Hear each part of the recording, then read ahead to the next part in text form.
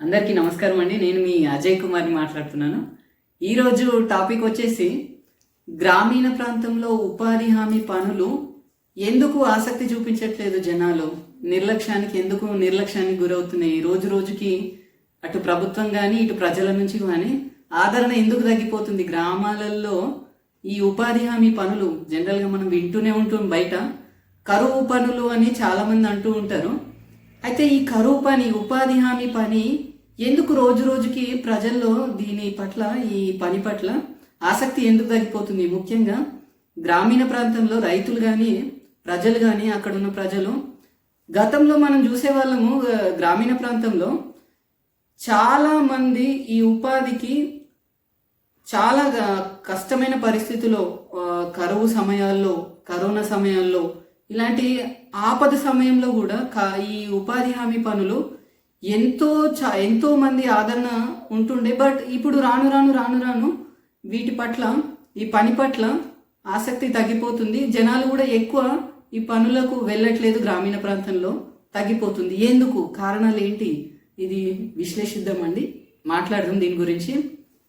అయితే ముందుగా ఈ ఉపాధి హామీ పనుల గురించి, ఈ ఉపాధి హామీ గురించి, ఇది ఎట్లా స్టార్ట్ అయింది, ఈ పథకం, ఈ స్కీమ్ ఎట్లా ప్రారంభమైంది, ఎట్లా ఇది కొనసాగింది, దీని గురించి ఒక 2 లైన్లు మీకు వివరించాలని అనుకుంటున్నానండి. బిఫోర్ ఇది ఎందుకు మరి నిరాసక్తికి గురైంది, ఎందుకు గ్రామీణ ప్రాంతంలో ఈ ఉపాధి హామీ పనులు ఎందుకు నిర్లక్ష్యానికి గురవుతున్నాయి అనే దానికి కారణాలను మనం విశ్లేషిద్దాం. బిఫోర్ దట్, ఉపాధి హామీ పన్ను అంటే ఏంటి, వీటి గురించి ఒక 2 లైన్లు వివరించే ప్రయత్నం చేస్తానండి.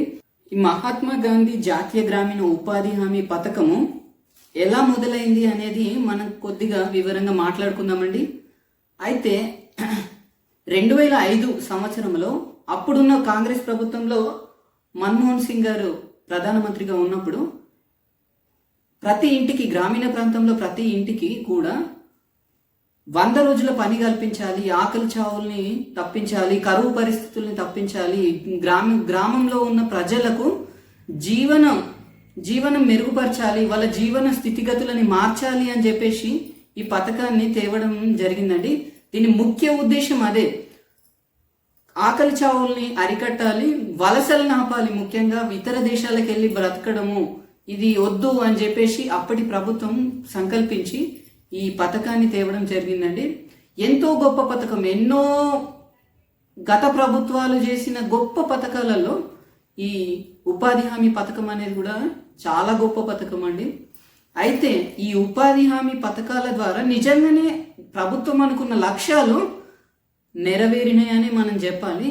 ఎందుకంటే నేను ఎందుకు ఈ మాట చెప్తున్నానంటే, ఒకప్పుడు రాష్ట్రంలో వలసలు అధికంగా ఉండేటివి, బ్రతకడానికి బయట దేశాలకు వెళ్ళేవాళ్ళు. ఈ ఉపాధి హామీ పథకం మొదలుపెట్టిన తర్వాత ఆ వలసలు ఆగిపోయినాయండి. బయట దేశాలకు వెళ్ళే పరిస్థితులు కూడా ఈ పథకం నివారించింది అని మనం చెప్పుకోవాలి. కరోనా లాంటి దారుణమైన పరిస్థితులలో కూడా మనం చూస్తే ఈ గ్రామీణ ప్రాంతాలలో అప్పుడు ఆ కష్టకాలంలో కూడా ప్రజలను అండగా నిలిచి కాపాడింది అని అంటే ఈ ఉపాధి హామీ పథకం వల్లనే అని చెప్పొచ్చండి. ఎందుకంటే అప్పుడున్న పరిస్థితులలో ఎవ్వరికి కూడా కనీసం బయటికి వెళ్దామంటే ఎక్కడ అటు కరోనా వస్తుంది, కరోనా ఇటు హాస్పిటల్ పాలవుతామో, ఎక్కడ రోగాల పాలవుతామో అని చెప్పేసి బయటికి వెళ్ళలేని పరిస్థితులలో కూడా ఉపాధి హామీ పథకం అనేది, ఉపాధికి వెళ్ళి 1 గంట సేపు చేసుకొని వచ్చి ఇంట్లో ఉన్న ప్రజలకు కూడా ఆ రోజున లబ్ధి జరిగిందండి. చాలామంది ప్రజలు కరోనా సమయంలో దీని ద్వారా బయటపడిరనే చెప్పాలి. చాలా గొప్ప పథకము. కాకపోతే ఈ మధ్య కొంత నిర్లక్ష్యానికి గురవుతున్నట్టు అనిపిస్తుంది. అట్ ద సేమ్ టైం ప్రజల్లో కూడా దీని పట్ల ఆసక్తి తగ్గిందనే అనిపిస్తుంది. గ్రామీణ ప్రాంతాల్లో వాళ్ళు ఎక్కువగా వ్యవసాయం పట్లనే ఆదరణ చూపిస్తున్నట్టు అనిపిస్తుంది. సో ఎందుకు మరి ఈ ఉపాధి హామీ పనులు ఎందుకు ఈ ఆదరణ తగ్గింది అనే దానికి కారణాలు ఉన్నాయండి. ఆ కారణాలను నేను వివరిద్దాం అనుకుంటున్నాను. బట్ బిఫోర్ దాట్, అసలు ఈ ప్రభుత్వము ఈ ఉపాధి హామీ పనులలో భాగంగా ఒక గ్రామానికి వచ్చే డబ్బులు ఎట్లా ఉంటుంది, ఒక గ్రామాన్ని యూనిట్గా తీసుకుంటే వాళ్ళు డబ్బులు ప్రభుత్వము బడ్జెట్ అలొకేషన్ ఎలా చేస్తుంది అనేది ఒక నిమిషం మీకు వివరిస్తానండి. ఫర్ ఎగ్జాంపుల్ ఒక గ్రామాన్ని తీసుకుంటేను ఆ గ్రామంలో ఉన్న total house holds, each house hold ప్రతి ఇంటికి ఒక జాబ్ కార్డు ఉన్నట్లయితే ఆ గ్రామంలో ఉన్న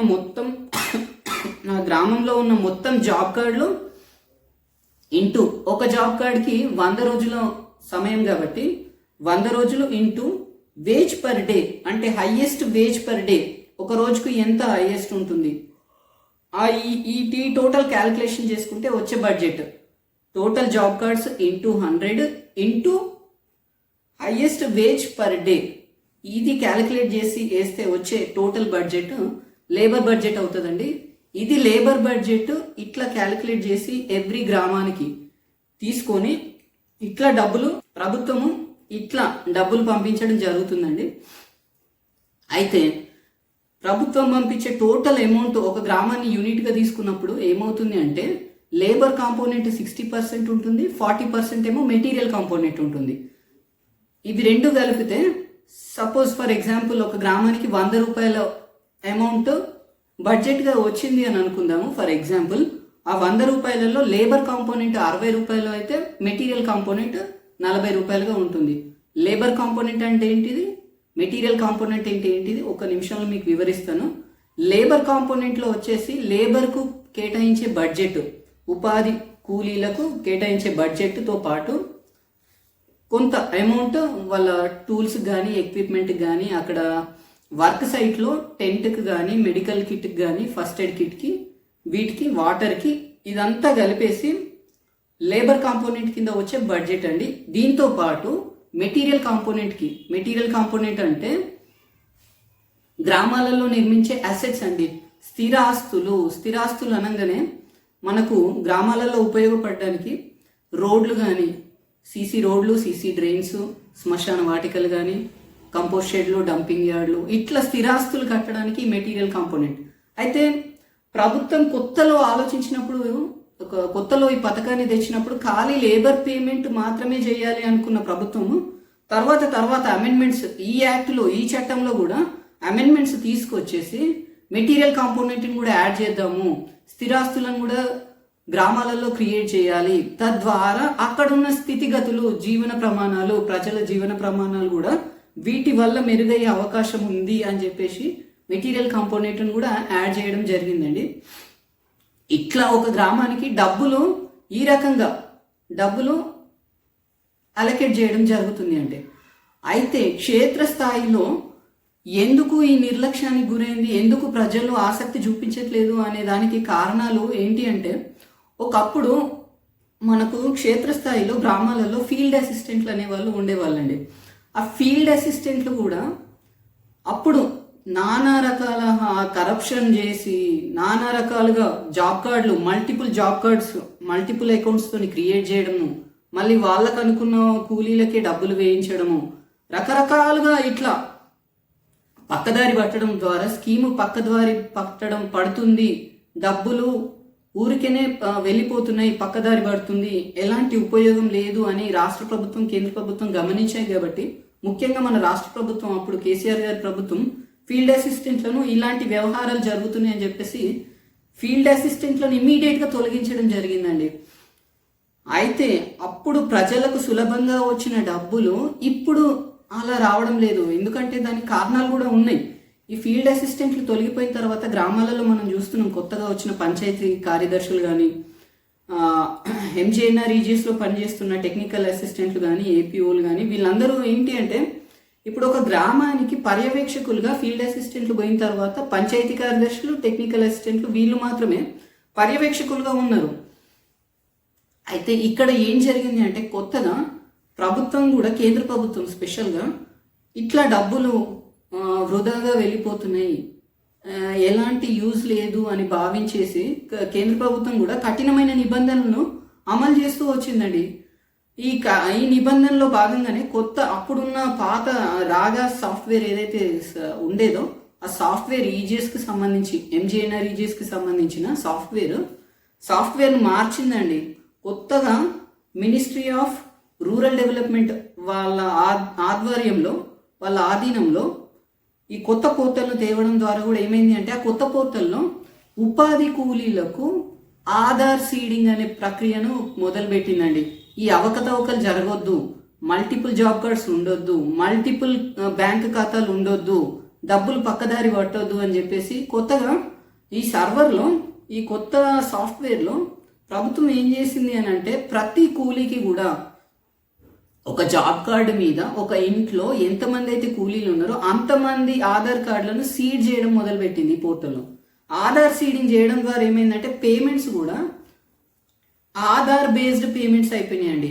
అంటే ఆధార్ కార్డు ఏ బ్యాంక్ ఖాతాకైతే లింక్ అయి ఉంటుందో దాంట్లోకి మాత్రమే డబ్బులు వెళ్ళే విధంగా ఈ పోర్టల్ను రెడీ చేసి పెట్టడం ద్వారా కూడా ఏమైంది అంటే కొంత బయట అక్రమంగా డబ్బులు వెళ్ళే మార్గాలు ఆగిపోయినాయి. ఎక్కువ డబ్బు రావాలి అనుకునే ప్రాసెస్ కూడా దీని ద్వారా కొంత కట్టడి అవ్వడం జరిగింది. ఇది అయితే ఈ ఆధార్ సీడింగ్తో పాటు ఇంకా కొన్ని సమస్యలు ఉన్నాయండి. దానివల్ల ప్రజలకు కొంచెం దీని పట్ల ఆసక్తి తగ్గింది. ఇంకా ఏంటి అంటే దీంతో పాటుగా ఒకటి, మనం పని చేసిన తర్వాత కూలీలు గ్రామాలలో కూలీ పని చేసుకున్న తర్వాత కూడా వాళ్ళకి డబ్బులు అనేటివి చాలా లేట్గా పడడం, ఒక్కోసారి 2 నెలలు, 3 నెలలు, 5 నెలలు, 6 నెలలు ఇట్లా టైం పట్టిన తర్వాత వాళ్ళకి ఎక్కడ ఉపాధి పనులు చేయాలనే ఆసక్తి ఉంటుందండి.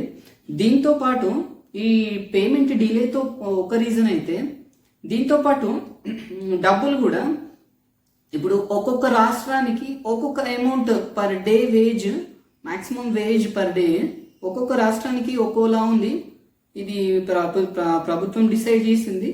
ఈ వేజ్ రేట్ కూడా చాలా తక్కువ ఉండడము, బయట కూలి పనికి పోతే 600, 800, 1000 రూపాయలు సంపాదించుకునే రైతు కూలీలు ఇక్కడికి వచ్చేసరికి 200, 300, అది కూడా పని చేసిన తర్వాత ఈ మధ్య ఈ ఆడిట్, సోషల్ ఆడిట్ కూడా ఎక్కువ అవుతుంది, ఈ సామాజిక తనిఖీలు కూడా ఎక్కువ అవుతున్నాయి అని చెప్పేసి ఉపాధి హామీ పనులలో కింది స్థాయిలో పనిచేసే ఉద్యోగులు ఎవరైతే ఉన్నారో కార్యదర్శులు కాకుండా మిగతా టెక్నికల్ అసిస్టెంట్ మన ఉపాధి హామీ సైడ్ ఉండే టెక్నికల్ అసిస్టెంట్లు ఏం చేస్తున్నారు అని అంటే అటు సోషల్ ఆడిట్ నిర్బంధాలు ఎక్కువైపోయినాయి వాళ్ళకి. పాపం కింది స్థాయి ఉద్యోగులకు కూడా ఇటు పని చేయించిన తర్వాత మళ్ళీ అక్కడ సోషల్ ఆడిట్లో వాళ్ళందరూ వచ్చేసి తనిఖీ నిర్వహించి వీళ్ళ మీద ఆడిట్ రికవరీ ఏదైనా ఉంటే మళ్ళీ పనులు చక్కగా జరగలేదు, ఇది తక్కువ ఉంది, అది ఎక్కువ ఉంది అని చెప్పేసి ఈ ఆడిట్లో కూడా ఈ సిబ్బంది పైన, కింది స్థాయి సిబ్బంది పైన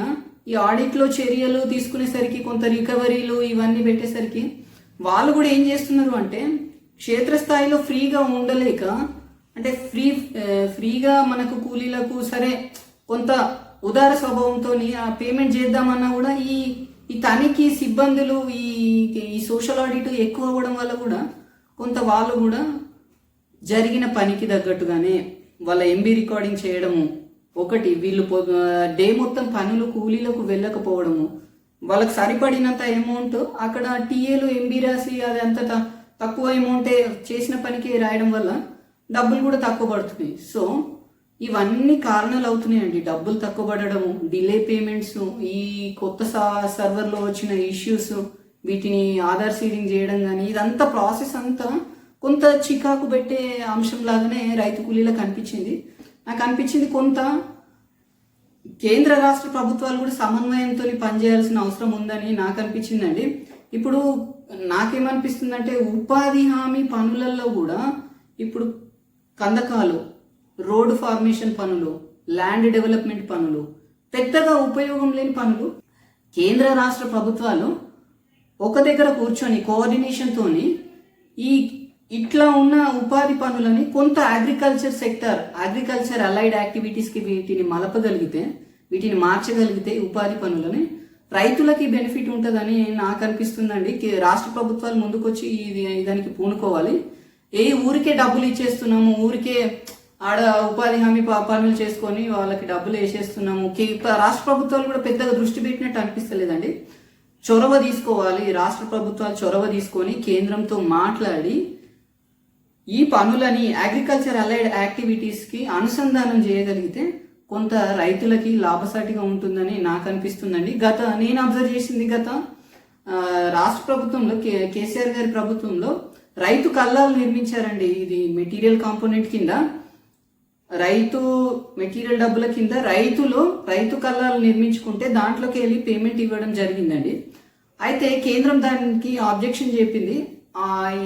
ఇది కరెక్ట్ కాదు, రైతు కల్లాల కోసము డబ్బులు వాడొద్దు, అది వెంటనే రికవరీ జరగాలని చెప్పేసి రాష్ట్ర ప్రభుత్వాల మీద మన కేసీఆర్ ప్రభుత్వం మీద ఒత్తిడి తెగానే దాన్ని ఆబ్జెక్షన్ చేయడం ఎట్ ది సేమ్ టైం రాష్ట్ర ప్రభుత్వం కూడా ఆబ్జెక్షన్ చేయడం జరిగింది. రైతులకు ఉపయోగపడే పనే కదా, ఎందుకు దీంట్లో తప్పేముంది అని ఆబ్జెక్షన్ చేయడం జరిగింది. ఇది సమన్వయ లోపం ఉందండి. కేంద్ర రాష్ట్ర ప్రభుత్వాలకి సమన్వయ లోపం ఉంది. అన్ని రాష్ట్రాలు కూడా కొంత సూచనలు చేసి ఈ ఉపాధి హామీ పనులను అగ్రికల్చర్ అలైడ్ యాక్టివిటీస్కి గనక ఉపయోగిస్తే, వ్యవసాయం పనులు చేసుకునే రైతులకి గనక దీన్ని అనుసంధానిస్తే, ఉపాధిని వ్యవసాయము ఇటు ఇరిగేషన్ వీటికి అనుసంధానించగలిగితే ఏమవుతుంది అంటే రైతులకు లాభసాటిగా ఉంటుంది, రైతులకు ఖర్చు తగ్గుతుంది, వాళ్ళ ప్రొడక్షన్ పెరుగుతుంది, కొంచెం వాళ్ళ జీవన స్థితిగతులు మారే అవకాశం స్పష్టంగా కనిపిస్తుందండి. దీంతో పాటు వేజ్ రేట్ని కూడా పెంచమని చెప్పి రాష్ట్ర ప్రభుత్వాలు డిమాండ్ చేయాల్సిన అవసరం ఉంది.